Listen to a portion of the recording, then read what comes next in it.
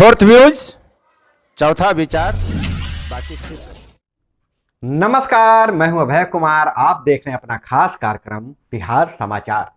बिहार समाचार में खबरें बिहार की, बातें बिहार की, देश दुनिया की तमाम खबरें जो आपको जानना जरूरी है। महागठबंधन और भाजपा में बराबरी का टक्कर, दोनों ने एक एक सीटें बांट ली है। बहुत नजर टिकी हुई थी चुनाव पर कि कौन भारी पड़ता है, लेकिन मामला एक एक से बराबर नजर आ रहा है। उपचुनाव में महागठबंधन और बीजेपी को एक एक सीट, मोकामा में अनंत सिंह की पत्नी 16,707 वोटों से जीती, तो वहीं गोपालगंज में बीजेपी की कुसुम देवी विजयी रही। तो कहा जा सकता है कि मोकामा में अनंत सिंह का जलवा बरकरार है। लगातार 17 बार जीते, अब उनकी पत्नी भी जीती है। उपचुनाव में महागठबंधन और बीजेपी की लड़ाई बराबर पर रही। मोकामा में आरजेडी के प्रत्याशी और गोपालगंज में बीजेपी के प्रत्याशी की जीत हुई है। मोकामा में बाहुबली अनंत सिंह की पत्नी नीलम देवी ने बीजेपी की सोनम देवी को 16,707 वोटों से हराया है। यहां आरजेडी को 7,96,046 मत मिले, तो भाजपा को 6,02,939 मत मिले हैं। तो इधर अगर बात करें तो पिछली बार के चुनाव में से मार्जिन बहुत कम हुई है। गोपालगंज में बीजेपी की कुसुम देवी ने आरजेडी के मोहन गुप्ता को आखिरी राउंड में 2,183 मतों से हरा दिया है। आखिरी राउंड तक यहां पर कांटे की टक्कर रही। गोपालगंज में बीजेपी की कुसुम देवी शुरू से ही बढ़त बना ली थी। 22वें राउंड में आरजेडी के मोहन गुप्ता आगे निकल गए। उन्होंने 1135 वोट की बढ़त ले ली, लेकिन 22वें राउंड में फिर बीजेपी आगे निकल गई। आखिर 24वें राउंड तक बीजेपी ने बरकरार रखी बढ़त और जीत दर्ज कर लिया है। अगर चुनाव की काउंटिंग की बात करें तो गोपालगंज में 1 घंटे तक काउंटिंग रुकी रही और यहां अनंत सिंह 17 साल से जीत रहे हैं। अब उनकी पत्नी जीत रही है।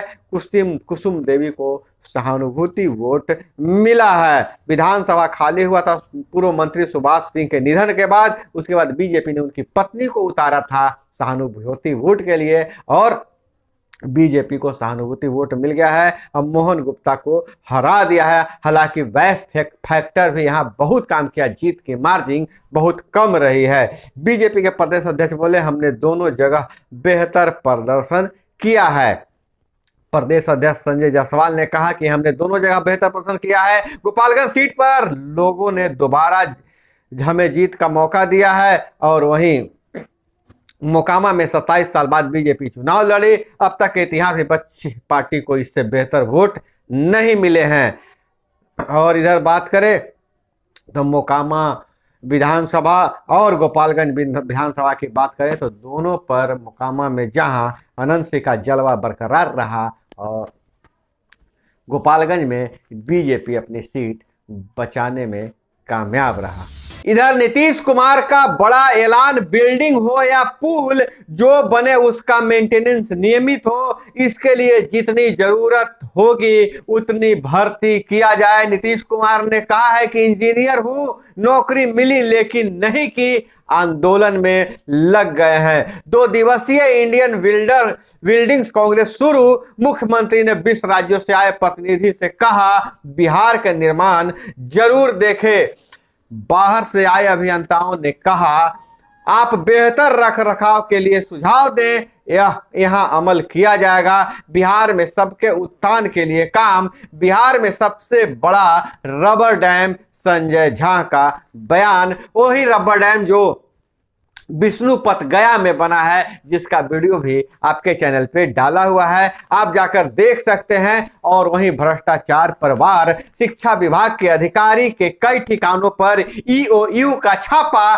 काली कमाई की उच्च शिक्षा की डिप्टी डायरेक्टर का 1.5 बीघा में मकान।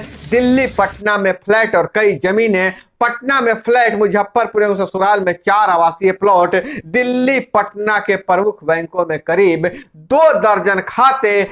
विभा कुमारी के लॉकर को अगले सप्ताह खोलेगी ईएयू। बिहार के उच्च शिक्षा विभाग के उप निदेशक विभा कुमारी काली कमाई की मास्टर निकली है। आय से अधिक संपत्ति, इतने पैसे हैं कि जिन्हें गिना नहीं जा सकता है, अर्जित करने के मामला सामने आया। अगर हम बात करें कि कितने पैसे, तो 18 करोड़ 82 लाख और 3,900 रुपये की संपत्ति अर्जित किया है। 18 करोड़ 82 लाख से ज्यादा की संपत्ति अर्जित किया है। लगभग 19 करोड़ रुपए की संपत्ति जो अब तक पता चला है। और वहीं अगर गोपालगंज और मोकामा उपचुनाव के फैसला होने के बाद कुढ़नी विधानसभा सीट पर 5 दिसंबर को वोटिंग का ऐलान हो गया है। 8 को काउंटिंग होगी। चुनाव आयोग ने किया तारीखों का ऐलान।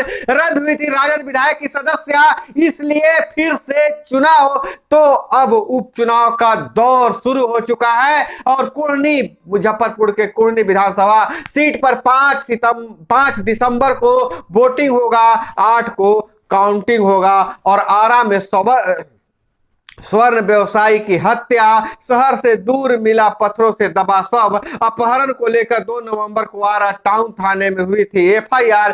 किराया वसूलने निकले थे व्यवसायी, तब हो गया था अपहरण।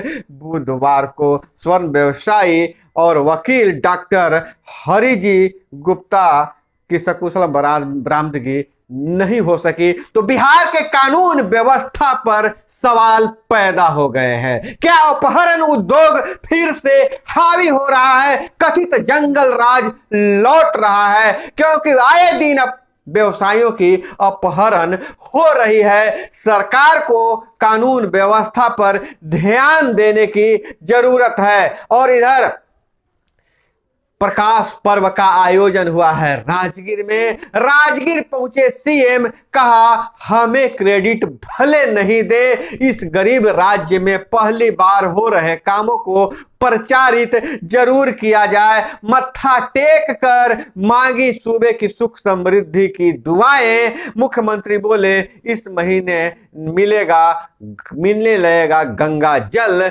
चरण स्पर्श कर जताया आभार। और इधर आंदोलन में पहुंची महिला अभ्यर्थी, शिक्षक अभ्यर्थियों ने अपनी मांगों के लिए सिर मुंडवाया।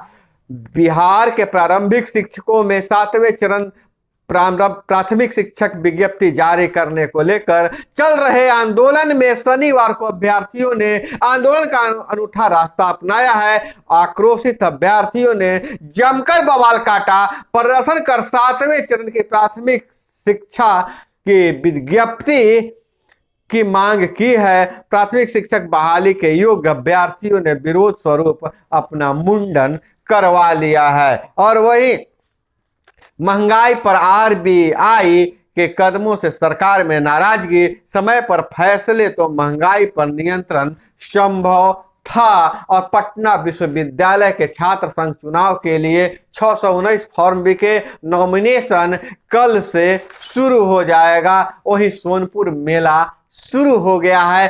पटना से 251 से लेकर 560 रुपए तक का टूर पैकेज, ठहरने के लिए स्विस कॉटेज, आर ब्लॉक से दोपहर 12 बजे खुलेगी गाड़ी, मेला घुमाकर शाम 7 बजे लौटेगी। 1000 से अधिक घोड़े पहुंचे हैं मेले में।